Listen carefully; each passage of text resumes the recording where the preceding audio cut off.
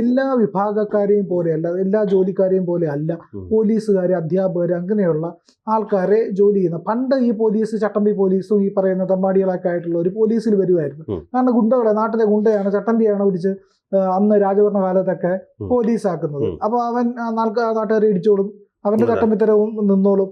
അപ്പൊ ഇങ്ങനെയൊക്കെ ഉള്ള പ്രവർത്തികളായിരുന്നു പണ്ടുണ്ടായിരുന്നു. പക്ഷെ ഇന്ന് പോലീസ് എന്ന് പറഞ്ഞാൽ അങ്ങനെയല്ല. അതൊരു കൃത്യമായിട്ടുള്ള ഒരു സേനയാണ്. ആ സേനയ്ക്ക് കൃത്യമായ അച്ചടക്കമുണ്ട്, അതിന്റെ പ്രവർത്തന ശൈലിയുണ്ട്. അതൊക്കെ ആയിട്ടാണ് ഇത് മുന്നോട്ട് പോകുന്നത്. അങ്ങനെ വരുമ്പോൾ പോലീസിനെ ചുമത്തേണ്ട, പോലീസിനെ പാലിക്കേണ്ട ചില ഉത്തരവാദിത്തങ്ങളുണ്ട്. അപ്പോൾ ആ ഉത്തരവാദിത്തങ്ങളിൽ നിന്ന് പോലീസിന് വിട്ടുമാറാൻ കഴിയില്ല.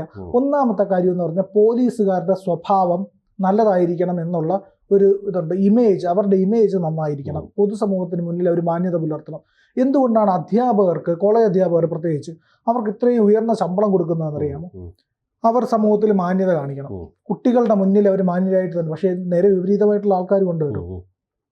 എന്തുകൊണ്ട് ഇത്ര ശമ്പളം കൊടുക്കുന്നതെന്ന് പറഞ്ഞാൽ ഇവർ ട്യൂഷൻ എടുക്കാൻ പോകരുത്, ഇവർ മറ്റ് പരിപാടികൾക്ക് പോകരുത്, വെള്ളമടിച്ച് വഴി കിടക്കരുത്, ബാറിൽ കയറരുത്, ഈ പറയുന്ന പ്രവൃത്തികളൊന്നും ചെയ്യരുത്. അധ്യാപകർ മാതൃകയായിരിക്കണം. അധ്യാപകരെ കണ്ടാണ് വിദ്യാർത്ഥികൾ പഠിക്കുന്നത്. അതുകൊണ്ട് അധ്യാപകൻ ഈ പറയുന്ന പരിപാടി ചെയ്യരുത് എന്നുള്ളത് കൃത്യമായി UGC നിഷ്കർഷമുണ്ട്. സമൂഹത്തിൽ ആൾക്കാരുടെ മുന്നിലും മാന്യത പുലർത്തുന്നവരായിരിക്കണം അധ്യാപകർ, മാതൃകയാവേണ്ടവരാണ് അധ്യാപകർ. അതുപോലെയാണ് പോലീസുകാർ. അധ്യാപകർ എപ്രകാരം കുട്ടികൾക്ക് മാതൃകയാവുന്നു, അതുപോലെ പൊതുസമൂഹത്തിന് ഇന്ന് പോലീസുകാർ മാതൃകയാണ്. പണ്ടായിരുന്ന ചട്ടമ്പിയായിട്ടൊക്കെ നടന്നുകൊണ്ടിരുന്നത്. ഇന്ന് അങ്ങനെയൊന്നും പറ്റില്ല. കൃത്യമായ മാന്യത പുലർത്തണം. വെള്ളമടിച്ച് വഴി കിടക്കാൻ പറ്റില്ല, അലമ്പുണ്ടാക്കാൻ പറ്റില്ല, ഈ പറയുന്ന വ്യക്തി ജീവിതത്തിനകത്ത് വരെ ഒരു മര്യാദ പുലർത്തണം. ഇങ്ങനെയുള്ള നിർദ്ദേശങ്ങൾ പോലീസുകാർക്ക് പോലീസിൻ്റെ ഉന്നത ഉദ്യോഗസ്ഥർ തന്നെ നൽകാറുണ്ട്. അപ്പോൾ നമ്മുടെ പല പോലീസുകാരും പറയും, ഞാൻ പോലീസുകാർക്കൊപ്പം സഞ്ചരിക്കുമ്പോഴത്തേക്കും അവർ പലപ്പോഴും ഈ പറയുന്ന സിഗ്നലുകളൊക്കെ കൃത്യമായി പാലിക്കും.